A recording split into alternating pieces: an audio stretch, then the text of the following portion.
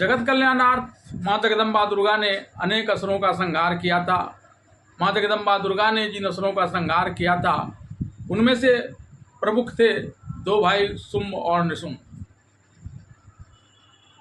इनके आतंक से सारे देवता त्रस्त थे। कब किसकी सामत आ जाए कहना मुश्किल था, लेकिन उपाय किसी के पास नहीं था। आइए जानते हैं कि किस देवता को प्रसन्न कर इन दो भाइयों ने अतुलित बल प्राप्त किया था और वो कौन सा वरदान था जिसके कारण कोई इसके सामने टिक नहीं पाता था। और फिर अंत में माँ जगदम्बा को इन दोनों भाइयों को मारने के लिए क्या करना पड़ा था और किस स्थान पर इन लोगों ने अर्जित की थी ये अपार शक्ति। सुरों और असुरों के बीच लंबे समय से वर्चस्व की लड़ाई चलती आ रही थी। ऐसे में इन दो असुर भाइयों ने अपार शक्ति के साथ साथ अमरत्व का वरदान पाकर सुरों और सुरों के समर्थक देवताओं, ऋषियों, मुनियों और समस्त प्राणियों को त्रास देने का संकल्प लिया। इसके लिए इन दोनों भाइयों ने भगवान शिव शंकर की कठोर तपस्या करनी प्रारंभ कर दी थी। जिन जगहों पर ये दोनों भाई अपने संकल्प को पूरा करने के लिए भगवान शिव शंकर की आराधना और तपस्या कर रहे थे, वह स्थान झारखंड के संथाल परगना में स्थित है। शुंभ और निशुंभ के इस तपस्या स्थली को सोमेश्वरनाथ महादेव के नाम से जाना जाता है। सोमेश्वरनाथ महादेव का मंदिर झारखंड की उपराजधानी दुमका से 40 किलोमीटर की दूरी पर स्थित है। सोमेश्वरनाथ मंदिर में शुंभ और निशुंभ द्वारा पूजित शिवलिंग आज भी विद्यमान है। इस शिवलिंग के एक तरफ शुंभ बैठकर शिव की आराधना करते थे तो दूसरी तरफ निशुंभ बैठते थे। दोनों भाइयों ने अपने अपने शिवलिंगों को मिलाकर एकाकार करने का प्रयास किया था, लेकिन दोनों के शिवलिंगों के मिलने की स्पष्ट विभाजन रेखा उस शिवलिंग पर बन गई थी, जिसे आज भी देखा जा सकता है। इन दोनों भाइयों की पूजा आराधना से प्रसन्न होकर भगवान शिव शंकर वहाँ प्रकट हुए और दोनों को वर मांगने के लिए कहा। तब इन दोनों असुर भाइयों ने शिव से अपार शक्ति के साथ साथ अमृत का वरदान मांगा।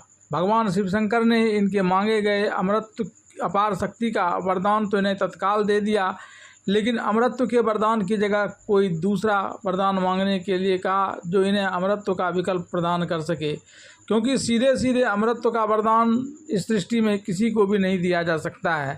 इस पर इन दोनों भाइयों ने कहा कि अगर उन्हें अमृतत्व का वरदान नहीं दिया जा सकता है तो उन्हें यह वरदान दिया जाए कि उन दोनों भाइयों को सिर्फ नवजात कन्या ही मार पाए। इस पर भगवान शिव शंकर ने एवं मस्तु कहकर उन्हें मनवांछित वरदान दे दिया।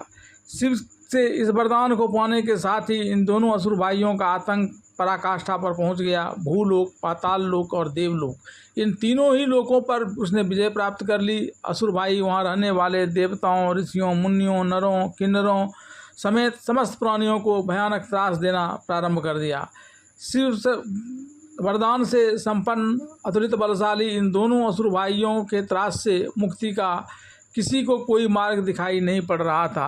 तभी इन्हें ज्ञात हुआ कि माता गौरी प्रतिदिन गंगा स्नान के लिए जाती हैं। इस जानकारी के प्राप्त होते ही सारे देवता, ऋषि, मुनि माता गौरी के गंगा स्नान के लिए जाने वाले मार्ग में आकर विनीत भाव से माता गौरी का भजन करने लगे। नमस्ते शरण्ये शिवे सानुकंपे, नमस्ते जगद्व्यापिके विश्वरूपे।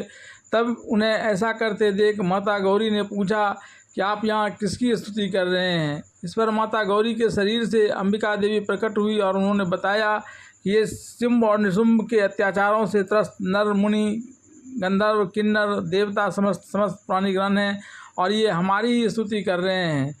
गौरी के शरीर से कौशिकी के प्रकट होने के बाद हिमाचल पर निवास करने वाली माँ पार्वती का रंग काला हो गया और वे कालिका देवी के नाम से प्रसिद्ध हुई।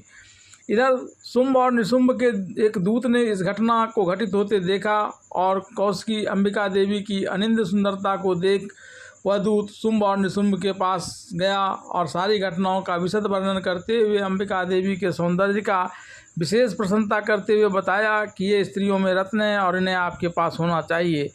दूत के मुंह से ऐसा शुभ समाचार सुन शुंभ और निशुंभ ने अपना विशेष दूत अंबिका देवी के पास भेजा। दूत ने शुंभ और निशुंभ की वीरता का बखान किया। अंबिका देवी से शुंभ और निशुंभ के वीरता का बखान करते ही उन्होंने शुंभ दोनों भाइयों में से किसी एक की पत्नी बनने का निवेदन किया। इस पर माता अंबिका देवी ने कहा कि शुंभ और निशुंभ दोनों भाई अतुलित बलशाली हैं, लेकिन मैं पूर्व से प्रतिज्ञाबद्ध हूँ। ऐसे में मुझे क्षण मात्र में युद्ध में पराजित कर अपना लें, क्योंकि मैंने जो प्रतिज्ञा की है उसके अनुसार जो मुझे युद्ध में जीतेगा वही मेरा पति हो सकता है।